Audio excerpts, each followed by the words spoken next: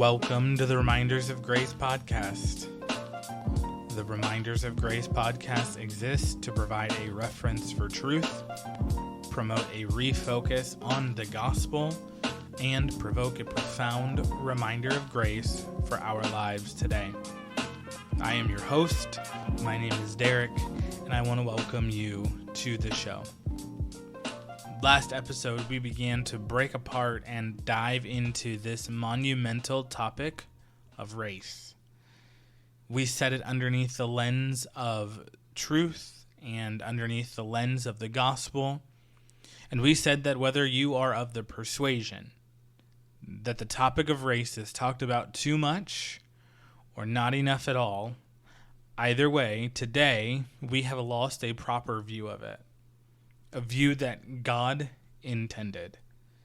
And we need to get back to listening and learning, communicating and caring, growing and reminding ourselves of the grace we've been given and the grace we need to give. We started with a framework of race, beginning at what God had to say about it, where he was silent on it.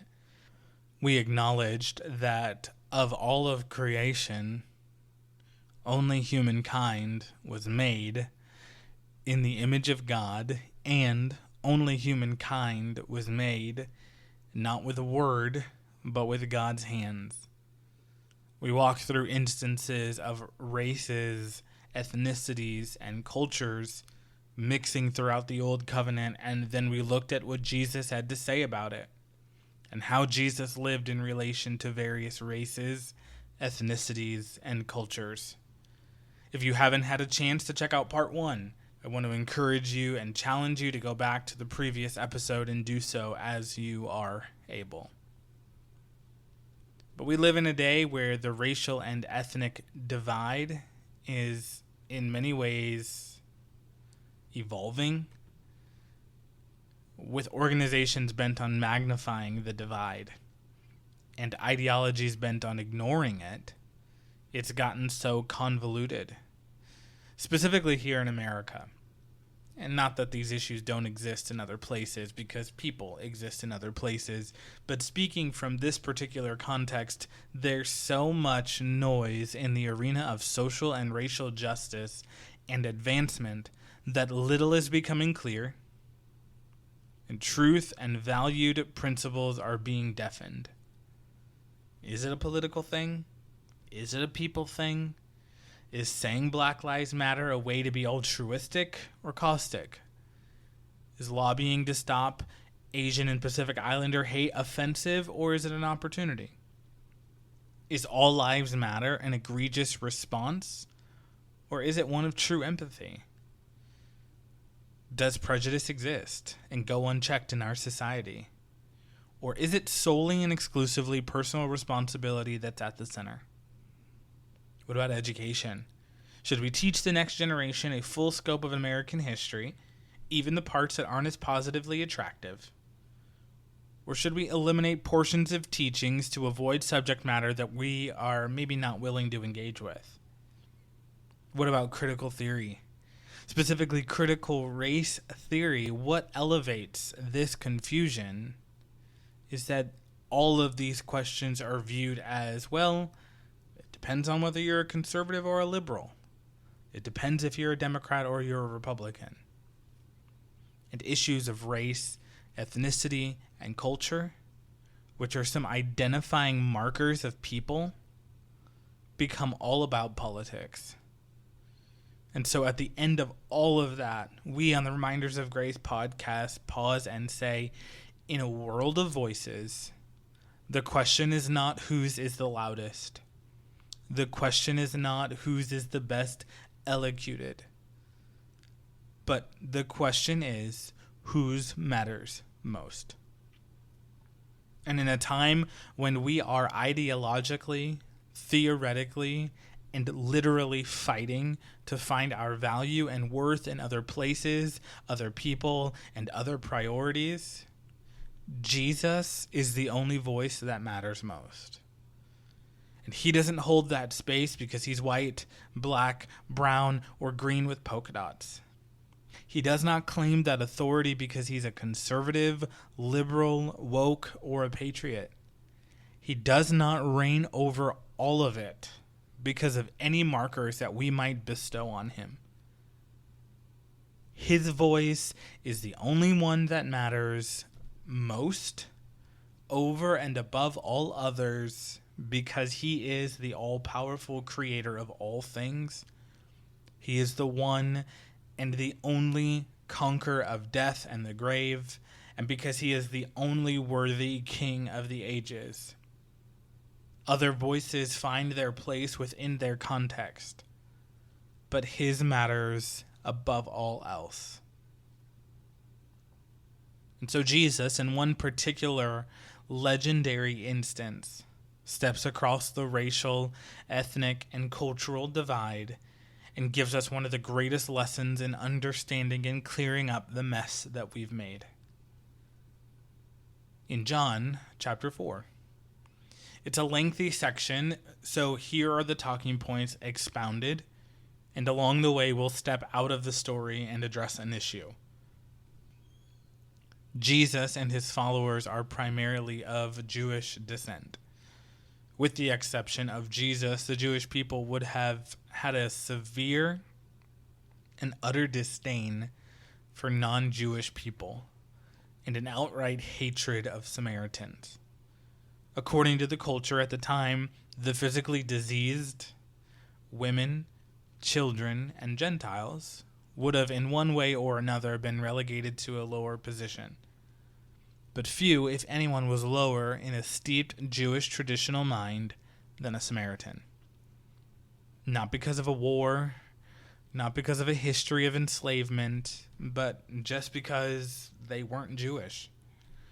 It was strictly racial, ethnic, and cultural. It's what they were taught from a young age. It's what they carried with them throughout their lives. And as we step out, it is vital to note that never one time did Jesus commend this. Never one time did he affirm this teaching or this tradition. Never one time did he justify it. In fact, he taught and lived contrary to it. The idea that just because that's all they knew literally means nothing. It was wrong. And sometimes today, justification is made for maybe older folks that just didn't know better. And while I understand that there was a time when that type of toxic ideology permeated corners of family homes, organizations, and sadly even churches all across this nation, that is in no way an excuse for its existence, its expansion, nor its endurance today. Enter a Samaritan woman. In the middle of the heat of the day, she walks to this well to draw water. No one ever drew water then. Either really early in the morning or late in the evening, that's when you drew water. But never in the middle of the day. But in the hottest part of the day, it is not ideal to be carrying water pots, but she was doing it because of who she was. She was likely the content of the gossip, the object of the ridicule, the subject of the whispers. Even amongst other Samaritans, she was shamed and rejected, and her life choices made her not worthy even in their eyes. Isn't it crazy, as we step out again, that sometimes within racial, ethnic, and cultural communities, we still find ways to treat people the way that we claim other races, ethnicities, and cultural communities treat us? This is important because this woman wasn't a criminal. Nowhere does it show that she was violent. She was just a woman that had multiple failed marriages and was currently living with her boyfriend. And even to other Samaritans, she wasn't good enough. She wasn't Samaritan enough. She was mocked, shamed, and rejected by people who more than likely looked just like her. So we talk about the racial divide. But within the people group, there's division and hatred and malice. that by no means excuses or justifies the divide. Just because other Samaritans looked down on this Samaritan woman doesn't mean that it was ever okay for the Jewish people to hate Samaritans. That's like saying that it's okay for others to mistreat or bully your little brother or sister at school just because sometimes you disagree and fight with them occasionally at home. Neither is justified, but neither should be ignored. And so we initiate this conversation. And while this conversation goes way deeper than a 30-minute podcast episode could attempt to cover, the context of it is so important because immediately the differences are highlighted. Jesus begins this conversation and he asks a favor. She responds not with a yes or a no to his question, but with, quote, how, and more poignantly, why are you, a Jewish man, talking to, let alone asking a favor of me, a Samaritan woman? So instantly her mind goes to the racial, ethnic, and cultural divide between them. And in Jesus' response to that question, we really get to see what he thought about that racial, ethnic, and cultural divide. He turns it away from the superficial and surface division, and he says, if only you knew who I really am. It wasn't a power trip. It wasn't about dominance. It was the creator of the universe saying, your race, your ethnicity, and your culture, it does not matter to me more than if you know who I am. And this conversation becomes super intrusive for the woman as Jesus reveals truths about her life that she never shared, but because he's Jesus, he knew. And then it turns into a discussion about worship, which is a topic we'll discuss another time. Stepping out again, the passion with which people elevate their race, ethnicity, and culture is completely done away with and dissembled in this interaction and conversation. Do not miss this. Jesus is not telling this woman, you're not a Samaritan anymore. Jesus does not erase the differences between them. He just steps over them. There is an ideology that takes this to both extremes. One that takes race, ethnicity, and culture, and even citizenship, and it puts it over and against Jesus. It places race, ethnicity, and culture as the value prime products. It reinforces divisions that Jesus said are merely byproducts. But the other extreme is the ideal that race, ethnicity, and culture don't matter at all. It's in listening and learning, though, that we can discover that it doesn't have to be the most important thing to mean something. And I want to say that again for the people in the back, because it's in listening and learning that we discover that it doesn't have to be the most important thing to mean something. Part of what makes the church so great is that it's an eclectic variety of stories tied together within the one dominating story of Jesus. These stories are unique because of life experience, because of triumphs, because of tragedies, because of wins, and because of losses, but also because of race, ethnicity, and culture. Our job is not to make more of it than we should, but it's certainly not to ignore it as if it's not a thing or that it's not important. So we'll boil it down and get real. She, this woman at this well, says to Jesus, "We're waiting for this person to come that is unlike anyone that has come before. When he comes, he's going to tell us everything. He's going to sort everything out. He's going to answer all of our questions. He's going to alleviate all of our doubts. He's going to right all of our struggles." And Jesus responds, "Yes, that's me." And the woman is never the same again. Some of the more disappointing things that have come out of this fighting for social and racial justice are the organizations and ideologies that seek more division as a way to fight division. As we explored last episode, and even in this episode some, and as a friend of mine has said, we've come to understand that in every time period, people have looked for ways to classify others and establish moral dominance, establish value distinctions, establish categoric identities, and social expectations. The reality is, as we said earlier, this has endured even to this day. It's fueled by supremacy, by nationalism, and by socioeconomic divisions. But the misguided and misappropriated attempts to address this come in the form of organizations like Black Lives Matter and ideals like critical race theory. These both find their roots in teachings and principles that focus on power struggle in an oppressed versus oppressor light, and then seeks to attribute that struggle solely to race. And what Jesus does in this conversation, and even throughout his teaching, is he proves that the problem is not in the fact that the Jewish people have some sort of power and the Samaritans don't, or vice versa. It's that he is the answer to any of these struggles. And it's the same with wokeness, with cancel culture, and even nation-first ideology. It seeks to resolve a struggle by continuing the struggle. But Jesus is the only answer to the struggle. Jesus is the only rest to the division.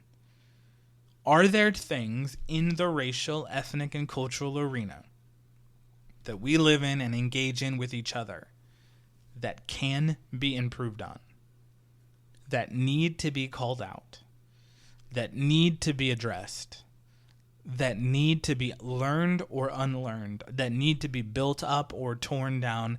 The answer is a resounding absolutely. But if we're reaching for something other than the gospel, if we're reaching for something other than Jesus, we're reaching for things that are not going to make the lasting difference. Jesus did not offer the woman at the well a theory. He did not offer her a way to overthrow a government. He did not offer her a way to tear down a toxic social construct or go back in time and fix a divisive ideology. He just offered himself. And to this very day, Jesus makes the self-same offer. He is not offering a theory, a book, a settlement, or a nation-first mentality, not a voting record. He offers himself. He offers his gospel. He says, these differences, this division, let me show you that I'm bigger than it. Let me prove to you that I can step over these things. And at the risk of being unapologetically repetitive, I want to be clear. Racism should and needs to have no place within the church or the life of a follower of Jesus. It is completely anti-gospel, and it is the antithesis of who Jesus is and what his grace does. But the followers of Jesus don't need to be another voice echoing lesser solutions to what Jesus says that he is the answer to. The fight for racial and social justice and equality does not come with the voting in of specific parties. It does not come with the acceptance of varied ideologies. It comes with, if we really know who Jesus is, if we're willing to believe him as he is. So in case no one's told you, despite what anyone else in the world might tell you contrary of your value and your worth based on your skin color, on your shade, on your background, or on your race, ethnicity, or culture, God has decreed for all peoples in all times that you are worth everything. But not because of you, though, and not because of me. Because of him. Because he made you that way. We concluded last episode with this, but I think it's still fitting. My hope is that these episodes have been a help to you in some way. A reminder of the grace that we've been given and the grace we need to give. And maybe this might be a challenge to you to engage in a safe and gracious conversation with someone who does not look just like you, and talk about this conversation. Talk about this topic. Listen to each other. Communicate compassionately. Learn something new. Unlearn something old. And if you ever want to find someone to talk about this, I'm always willing. So let's talk. Thank you so much for listening today. If you enjoyed today's episode, tell me about it. You can connect with me at remindersofgracepodcast@gmail.com. That's reminders with an S of gracepodcast@gmail.com. Also, please do me a favor and be sure to leave a review and click on that subscribe or follow button wherever you engage with the podcast. Be certain that you never miss an episode.